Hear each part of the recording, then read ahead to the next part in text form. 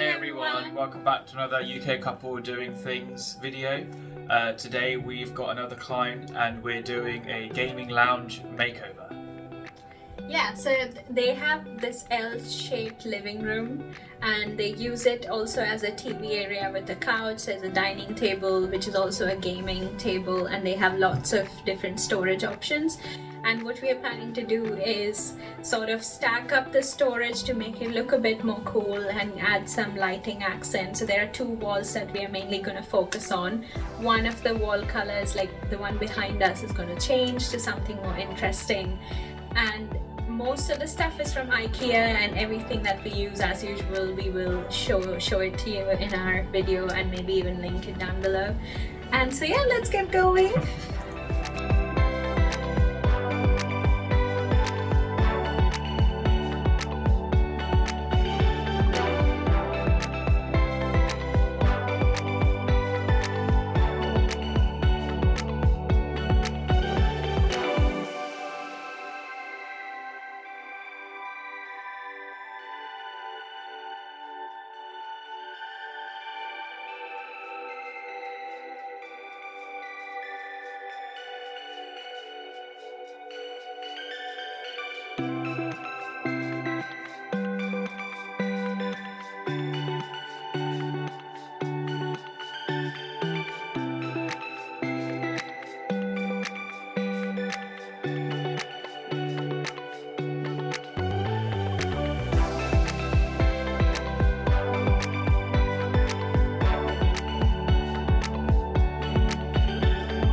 Just finished building the last of the calyxes. There's this 1x4 and then this 1x1, and that's all the calyxes done.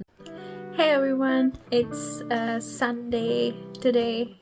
We finished whatever you saw up until now yesterday on a Saturday, and we had to stop because I realized this one thing that we didn't think about. So we have a 1x4 that's going to sit between these two calyxes, which creates the arch. And what we didn't think about was that this structure doesn't touch the wall. So, and the arch is going to, the centerpiece is inevitably going to touch the wall because it's going to be hung. And what that would do is it would be slightly behind compared to this, so you wouldn't have all of the calyxes flush. So what we're thinking of doing is attaching legs onto these calyxes so they are raised above that skirting board, and then you can push all of them towards the wall, and then you should be able to have that seamless flow between the fronts of all the calyxes. So that's not going to get delivered until tomorrow. So we're just moving on with other bits in the room. So what we are carrying on with is that we are planning to put up some shelves in this part of the room where we've moved the TV to this side, and that's how the layout has changed a bit. So there's going to be IKEA shelves all throughout this wall. And I own these shelves at home as well for books, and I would specifically recommend this one because I like these edges. It adds a bit more character but keeps it minimal as well.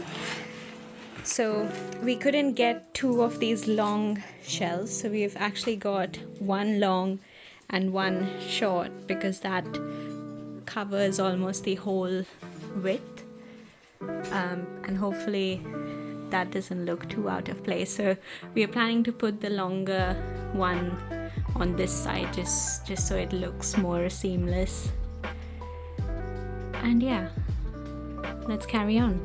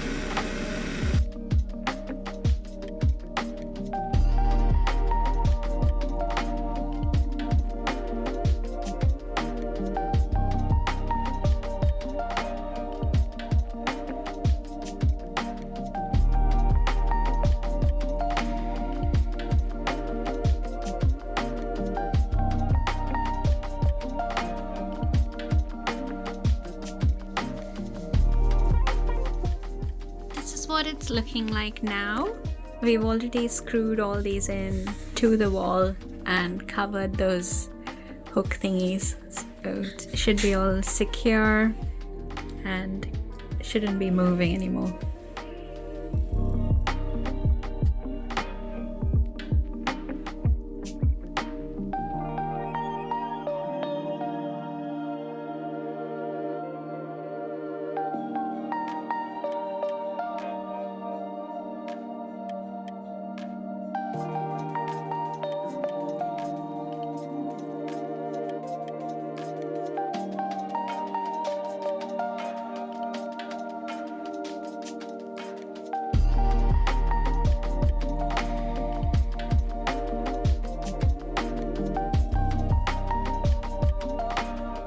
Now that we have assembled the furniture for this wall, it's time for us to lay them out.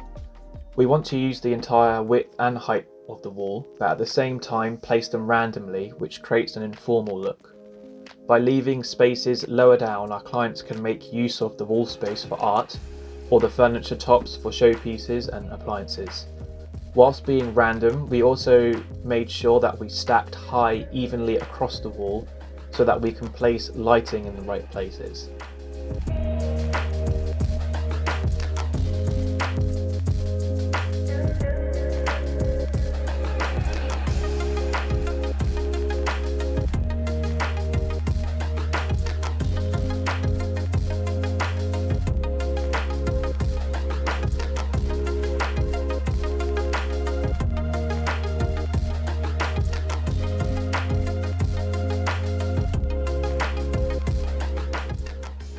Three, two, one.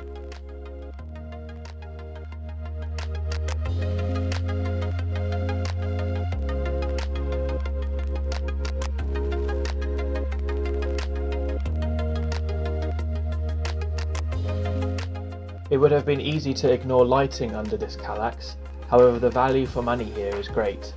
Lighting this nook eliminates deep shadows, provides great overheads for art, and acts as a backlight for the chair which sits at the end of this table.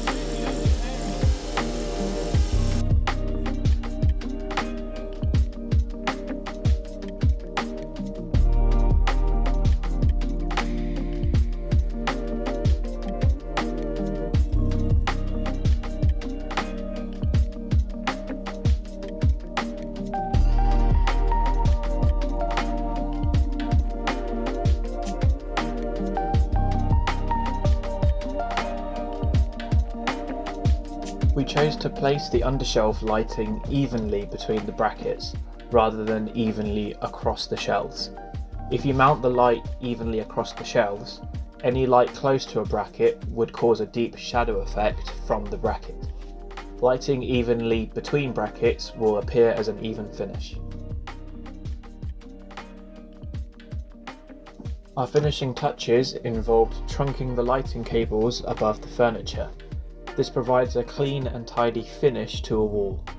Notice how we've trunked the wall end to end, which provides a streamlined, tidy look and with minimal extra cost.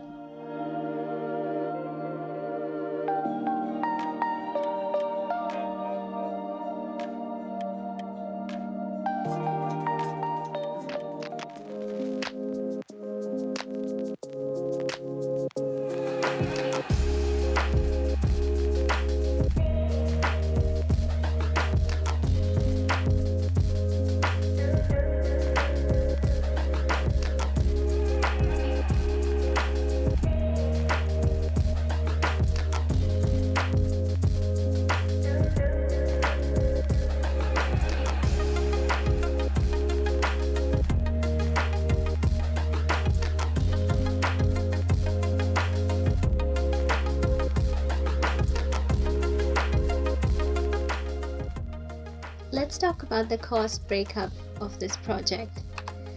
We spent about £42 on 2 litres of paint. We required 2 litres because we wanted to paint the wall twice, so 2 coats, just for better coverage.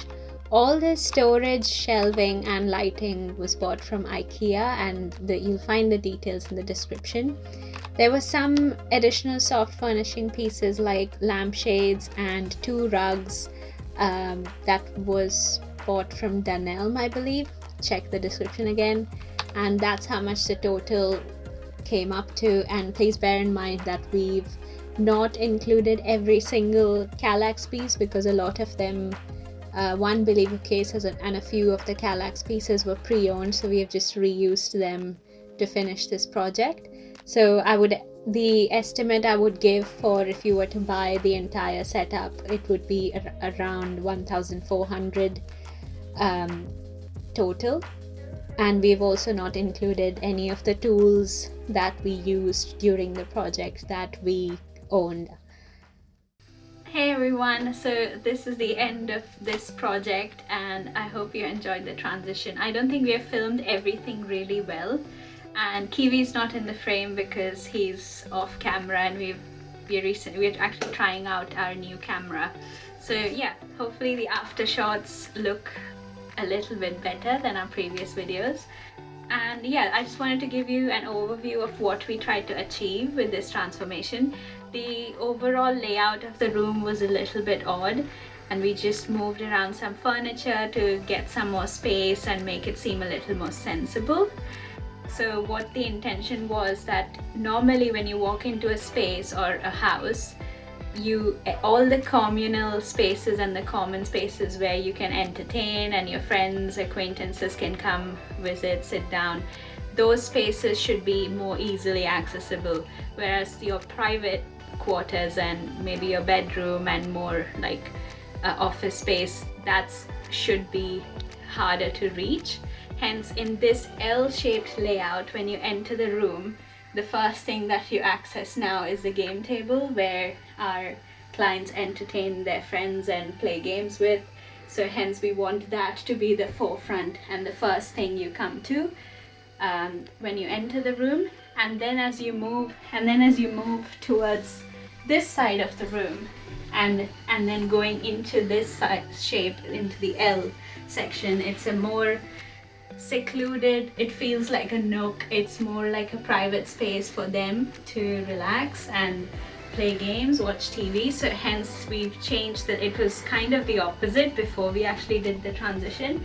And the other thing we tried to do was they already had a lot of Kallaxes, almost every single Kallax and Billy bookcase except this one. Every single one of them was pre-owned, they already had it. And all we have done is try to use the vertical space in the room, which leaves us so much of empty space. And we've been able to add a separate reading nook slash beanie area where one person can maybe chill, read, play some games on some device. And it also gives daylight because it's right next to the Juliet balcony, so the positioning of this was quite nice. And the other thing to keep an eye out for is when you're having a corner that's a reading nook or a relaxing area, make sure you have some kind of additional lighting that helps you even use that space at night. You could even have a standing lamp. In this case, the overheads serve that purpose. And hopefully you see in the after shots what these overheads look like. So each and every shelf, most of them at least, are lit with the overheads, and that really elevates and adds some drama to the space. We have maximized the space and tried to use all the vertical space that the room provides. And yeah, hopefully our clients continue to use this and enjoy their new gaming lounge.